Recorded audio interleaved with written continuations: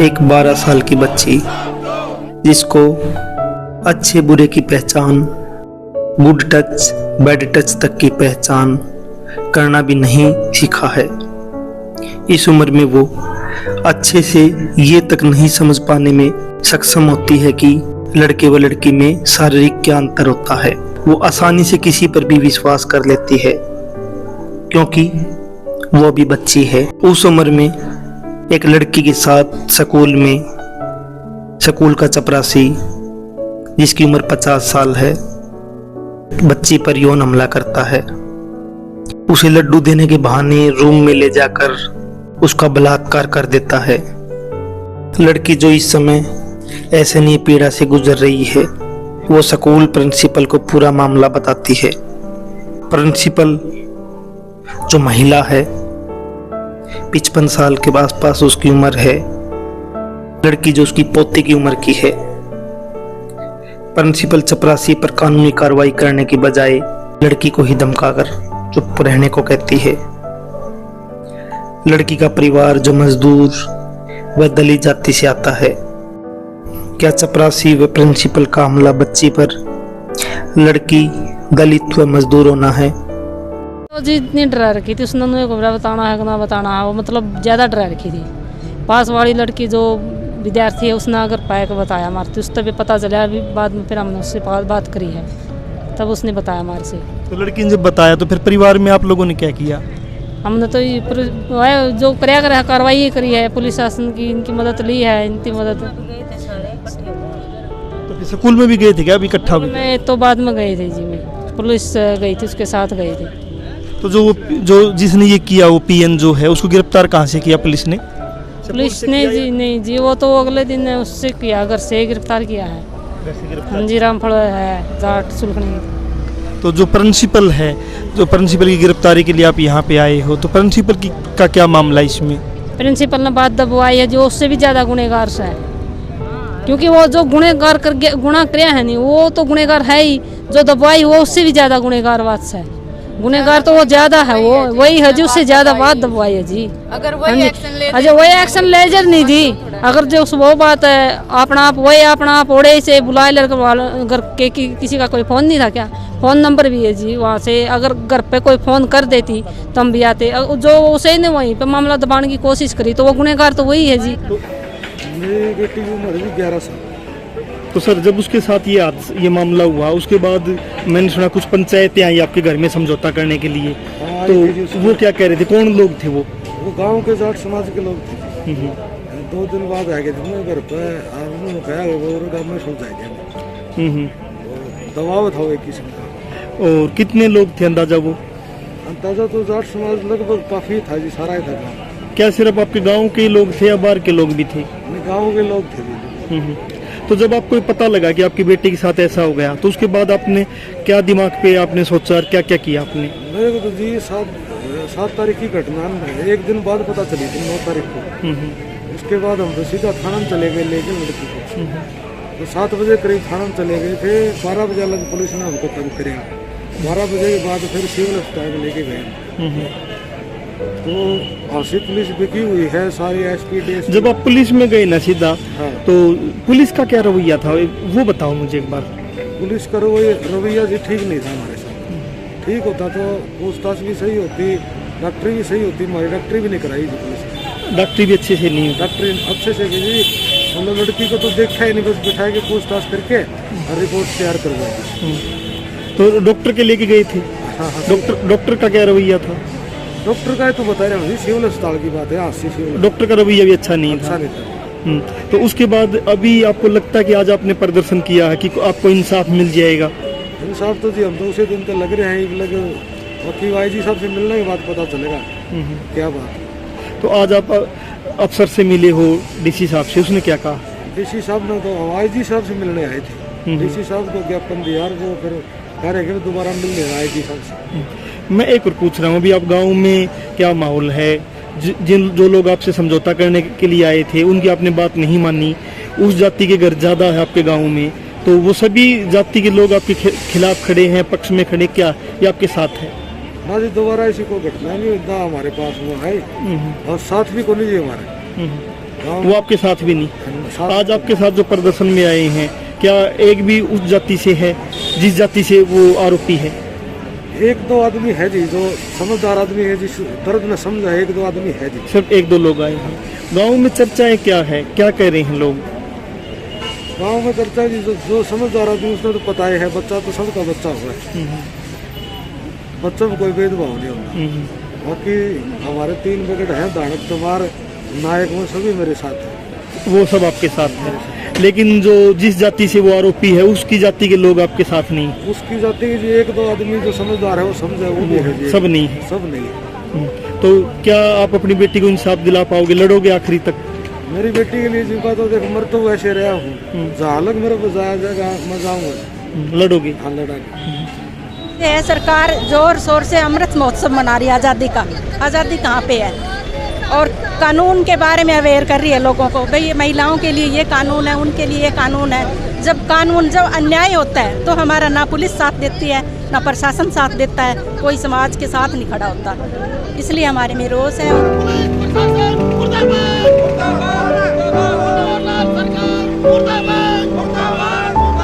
एक छोटी सी बच्ची का मामला है, उस बच्ची के मामले में भी जो रेप करने वाला है वो भी जाति विशेष का है, और उस स्कूल की प्रिंसिपल जो चपरासी को बचाने का उसने काम किया, बच्ची को धमकाने का काम किया है कि ये घटना किसी को बताई तो तेरे को स्कूल से निकाल दूंगी। और उस केस की जांच करने वाला अधिकारी भी कहीं ना कहीं एक पर्टिकुलर कास्ट से हैं, और कहीं ना कहीं इस मामले को कमज़ोर किया जा रहा है, आरोपी को गिरफ्तार नहीं किया जा रहा है। तो कुछ लोग कहेंगे कि हम लोग कास्ट के नाम पे बात कर रहे हैं, लेकिन हमें मजबूर किया जा रहा है। अगर पुलिस अपनी कार्रवाई ईमानदारी से करती। आपका ये कहना है कि शोषण भी कास्ट के नाम पे है? शोषण कास्ट के नाम पे हो रहा है, और चुन कर स्कूल में, कॉलेजों में और कामकाजी जगहों पे, खेतों में केवल एक पर्टिकुलर दबी हुई कम्युनिटी के महिलाओं को, बच्चियों को, स्कूल जाने वाली लड़कियों को निशाना बनाया जा रहा है। मेरा सवाल है कि जिस प्रकार से घटनाएं हो रही हैं इस मामले में, जैसे चाहे कॉलेज का मसला है, चाहे एक स्कूल का मसला है, तो इस मामले में जब आप पुलिस से मिले हो प्रिंसिपल को गिरफ्तार करवाने के लिए या उस प्रोफेसर को गिरफ्तार करवाने के लिए, तो रवैया क्या रहता, क्या जवाब दे रहे हैं प्रशासन? देखिए, इस मामले में जो हाँसी वाला मामला है, हाँसी वाले मामले में पीड़ित परिजन एसपी से मिले थे। एसपी उनको कह देती है कि जाके तुम जांच अधिकारी से मिलो। जांच अधिकारी उनके दफ्तर के अंदर अपने उनको कदम नहीं रखने देता, वहाँ से ही संतरी से उनको धक्के मार के बाहर निकालने का काम किया जाता है। और दूसरी तरफ अगर यही लोग जो न्याय मांगने वाले लोग हैं ये अपर कास्ट से होते हैं तो उनको वहाँ पे कुर्सियाँ भी मिलती, चाय भी मिलती। क्योंकि ऐसी समाज के लोग हैं इसलिए उनको धक्के मार के निकाला जा रहा है। उनकी बच्ची के साथ रेप हो गया तो इसका मतलब कोई किसी के पैर के नीचे आके कीड़ा मर गया उसके बराबर समझा जा रहा है।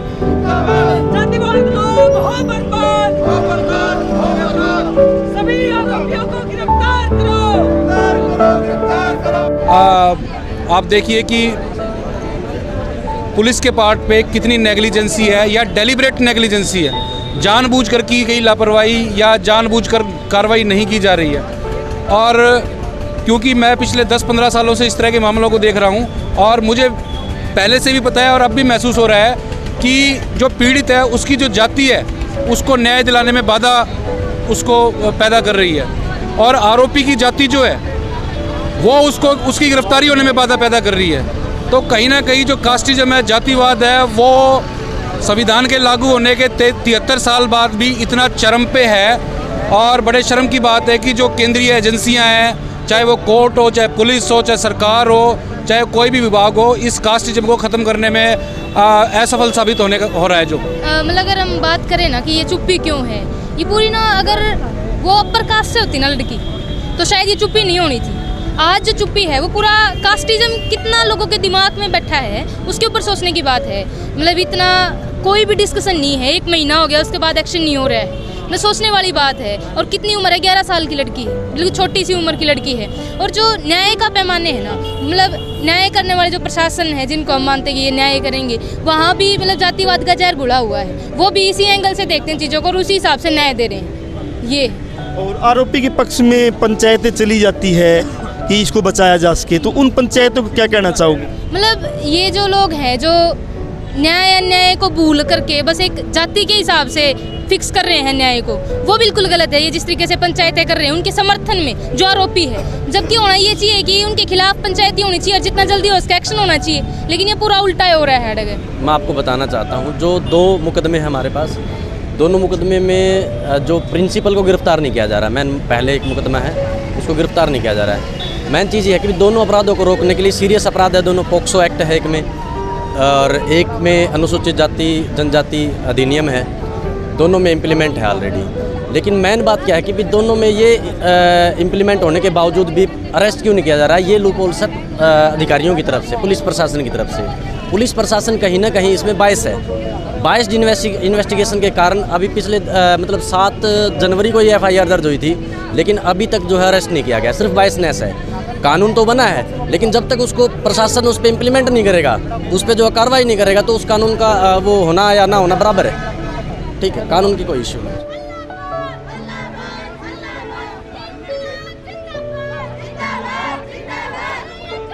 जो पीएन है वो भी स्वर्ण कास्ट का है और जो वहाँ की प्रिंसिपल है वो भी स्वर्ण कास्ट की है। तो यहाँ कास्ट मैटर काम कर रहा है, इसलिए प्रिंसिपल ने पीएन को बचाने की कोशिश की और ताकि उसके स्कूल की बदनामी ना हो, उसकी बदनामी ना हो, इसलिए उसने बच्ची को धमकाया और उसको धमकाया और कहा कि स्कूल से निकाल दिया जाएगा अगर तूने बाहर ये बात बताई। तो हम उस प्रिंसिपल, मेन दोषी तो हम उस प्रिंसिपल को मानते हैं कि उसने बात दबाने की कोशिश की और ये बहुत बड़ा कानून के विरोध में कार्य किया गया है। हम तो यही चाह रहे हैं कि हमें हमारे समाज के जो भी हैं आगे आ रहे हैं उनको इंसाफ मिलना चाहिए, पर सरकार है, पुलिस है, वो नहीं, वो जाति देख के ही सारे करती है। FIR दर्ज जब भी होती है, जो उसकी जाति अगर स्वर्ण जाति हो तो कोई भी कुछ भी हो जाए फटाफट FIR दर्ज होती है। और ये FIR दर्ज भी हमने सारे प्रदर्शन करवा के FIR दर्ज हुई है और अब हम न्याय चाह रहे हैं कि जिन्होंने उन्होंने बचाने की कोशिश कर रहे हैं उनके ऊपर भी पॉक्सो एक्ट लगे, SC/ST एक्ट लग के उनको गिरफ्तार करें। हम ये चाह रहे हैं। सर, एक तरफ बोला जा रहा है कि कानून के समक्ष समानता है, लेकिन नहीं है समानता। जहाँ गरीब लोगों की बात आती है, शोषित समाज की बात आती है, तो वहाँ पे कानून दूर दूर नजर आता है, वहाँ पे उन्हें न्याय नहीं मिल पाता है। अगर न्याय मिला होता तो आज हम सड़कों पे नहीं खड़े होते। एक बच्चे के साथ रेप किया जाता है यहाँ तक कि कॉलेज में भी प्रोफेसर अगर सुरक्षित नहीं है तो फिर आप कहाँ बात करेंगे सुरक्षा की? सरकार बोल रही है बेटी बचाओ बेटी पढ़ाओ, बेटी बचाओ बेटी पढ़ाओ, बेटी तभी बचेगी ना जब वो पढ़ती हुई संस्थाओं में सही से सुरक्षित रहेगी। अगर संस्था में सुरक्षित नहीं है तो माँ बाप कैसे अपनी बेटी को बाहर भेज सकते हैं? यहाँ पे एक तरफ बेटी बचाओ बेटी पढ़ाओ का नारा लगा रहा है, लेकिन ये इम्प्लीमेंट नहीं हो रहा, सिर्फ एक वोट बैंक की बात कर रहे हैं। इसमें सुरक्षा मेंटेन के लिए ये जब लोगों की मानसिकता खत्म हो जाएगी ना कि ये दलित है तो हम इसका शोषण कर सकते हैं। स्वर्ण कास्ट के दिमाग में क्या रहता है कि ये दलित है, ये महिला है, ये हम इसका शोषण कर सकते हैं, इसका बैकग्राउंड वीक है, ये गरीब परिवार से आती है, तो इसका हम शोषण करेंगे और पैसे से ये मामला दबा देंगे। लेकिन उनको ये नहीं पता होता कि समाज के लोग भी खड़े हैं उनके पक्ष में। अगर ये बाहर जाके बात करेंगी तो कुछ 1-2 मामला बाहर निकल के आता, बाकी सब मामले दबा दिए जाते हैं। पंचायत हुई थी जी, पंचायत वाले तो ये कह रहे थे भी फैसला कर लो, हम फैसला नहीं करेंगे। कौन लोग थे पंचायत के? आपके गांव के थे या दूसरे गांव के भी? गांव के थे जी। या दूसरे गांव के? नहीं जी, गांव के थे। गांव के थे, क्या कह रहे थे? वो तो फैसला करने की कह रहे थे जी, दबाव डाल रहे थे भी फैसला कर लो यहीं पे। वो जो पीएन है जिसने ये गलत काम किया उसको भी छुटवाने की बात कर रहे थे या प्रिंसिपल को सिर्फ? मतलब दोनों को छुटवाने भी वो कह रहे थे भी, प्रिंसिपल भी कोई बात को नहीं, जो गुनहगार हो तो करके आया अरेस्ट। अभी मैडम जरूरी नहीं है भी मैडम क्या गुनहगार तो है जी, है क्या तो कोई वो उसी ने तो गुनाह करवाया। आप लोगों ने उन पंचायतियों को क्या जवाब दिया, क्या बोले आप? हमने तो पता नहीं जी, पंचायत वालों तो जवाब दिया है, उनसे कहा है अगर आप साथ दे रहे हो तो दो, नहीं हम दबाव माया का फैसला नहीं ले रहे हैं। घर वालों तो यही कहा। पंचायत ने ऐसा भी कुछ किया है कि मतलब फैसला कर लो, नहीं करोगे तो कोई आपका बहिष्कार कर देंगे, ऐसा कुछ कार्रवाई? ऐसा तो कुछ नहीं कहा था। ऐसा कुछ नहीं। तो अभी लड़की की हालत कैसी है? हालत तो जी वो आप तो वही बात से जी, लड़की थोड़ी सी दिमाग में बैठ की बात जी, उसका थोड़ी दिक्कत डरी हुई है जी अभी। हाँ जी। तो आप आज यहाँ पे आए हो, क्या इन सब की सरकार से क्या मांग करते हो? हमारी ये मांग है जिसको गिरफ्तार करो, उम्र कैद कराओ। प्रिंसिपल को भी गिरफ्तार? कविता लांबा को, प्रिंसिपल है जो, उसको उम्र कैद की सजा चाहिए। नहीं चाहते कि उम्र कैद की सजा। डरे हुए हैं जी, बिल्कुल डरे हुए हैं। वो सोच रहे हैं कि इसके साथ में ऐसा हो गया तो कल ने हमारे साथ में भी ऐसा हो सकता है, अगर नहीं कुछ कार्रवाई करी तो कार्रवाई तो होनी चाहिए जी, उसे गिरफ्तार करना चाहिए यार, उम्र कैद की सजा होनी चाहिए। आपके गांव में क्या माहौल है, क्योंकि आपके गांव में जिस जाति से संबंधित जो आरोपी है उसके ज़्यादा परिवार रहते हैं, उसके ज़्यादा घर रहते हैं उस जाति के, और आप जिस जाति से हो शेड्यूल कास्ट से उसके कम हैं, तो भी गांव में क्या माहौल है? गांव में तो देखो जी हमने तो एकता बना रखी है।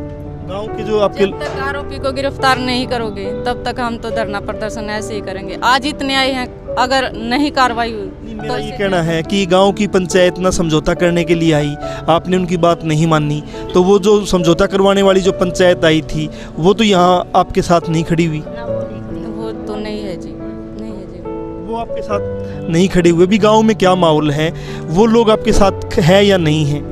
साथ में तो देखो जी हमें तो ऐसा नहीं लगता साथ में है कि या नहीं है, लेकिन हम तो अपनी बेटी को न्याय दिला कर रहेंगे। बेटी के लिए न्याय के लिए आए? बेटी को हम तो न्याय दिला कर रहेंगे, अगर कोई मानता है तो। मैं आपसे पूछ रहा हूँ, गांव में ना गांव राम बोलते, गांव की बेटी सबकी बेटी है, उसके बाद भी एक बेटी के साथ गलत हुआ तो वो लोग आपके साथ समझौता करने जो गांव के पंचायती आए तो उनको आपने बोला नहीं कि गांव की बेटी सबकी बेटी होती, क्यों कर ली?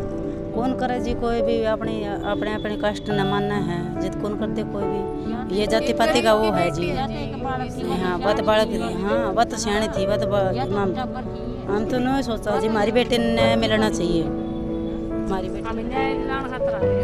एडीसी साहब मिले थे हमको, और एडीसी साहब के सामने जो डीएसपी अशोक कुमार हैं उन्होंने एक सरप्राइजिंग डिस्क्लोज किया था हाँसी वाले केस के मामले में, और उन्होंने बताया कि प्रिंसिपल जो हाँसी वाले केस के प्रिंसिपल है उसको हमने 4 दिन पहले अरेस्ट कर दिया है, और जो उन्होंने धारा बताई सेक्शन 21 पॉक्सो एक्ट में उसको गिरफ्तार किया है।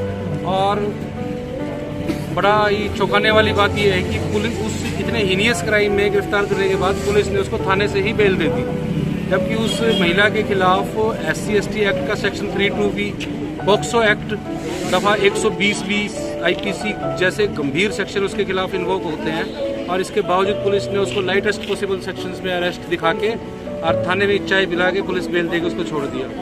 और इस मामले में हम इन्वेस्टिगेटिंग ऑफिसर को भी कोर्ट में घेरेंगे, और उस प्रिंसिपल के खिलाफ जो इन्होंने लाइट सेक्शंस लगाए हैं इसमें और सेक्शन बनते हैं उसको ऐड कराने के लिए IG साहब से मिलेंगे, कोर्ट में भी 4 फरवरी के टाइम पे कोर्ट के सामने बात रखेंगे। लड़की पर हुए इस बर्बरतापूर्ण यौनिक हमले में जितना दोषी चपरासी है उससे ज्यादा दोषी प्रिंसिपल है, प्रिंसिपल से ज्यादा दोषी वो पंचायती है जो परिवार पर समझौता करने का दबाव बना रहे हैं, इन सब से ज्यादा दोषी वो पुलिस है जिसने कानून को ईमानदारी से लागू करना होता है, जिसने कानून को लागू करने की कस्में खाई हैं, लेकिन कानून को लागू करते हुए वो अमीर गरीब का देखते हैं, जाति का देखते हैं, लेकिन वो कानून को लागू नहीं कर पाए, इसलिए सबसे ज्यादा बड़े दोषी वो पुलिस अधिकारी हैं। सोचना पड़ेगा हमें, क्या इस प्रकार लड़कियों के साथ बलात्कार होता रहेगा? क्या गरीब की दलित की बच्चों को ऐसे ही कुचला जाता रहेगा? हम कब जागेंगे? क्या आरोपी के पक्ष में खड़ा होने या खिलाफ में खड़ा होने के लिए हम लगातार उसकी जाति, उसकी आर्थिक पहचान देखते रहेंगे? हम कहाँ जा रहे हैं ये आपको ही देखना है। ये आपके गांव में, आपके आसपास एक बच्ची पे यौनिक हमला हुआ, उसका बलात्कार हुआ, लेकिन आप चुप हो। ये चुप्पी आपको, आपके आने वाली नस्लों को बर्बाद कर देगी। जनमंच के साथ आप बने हुए थे।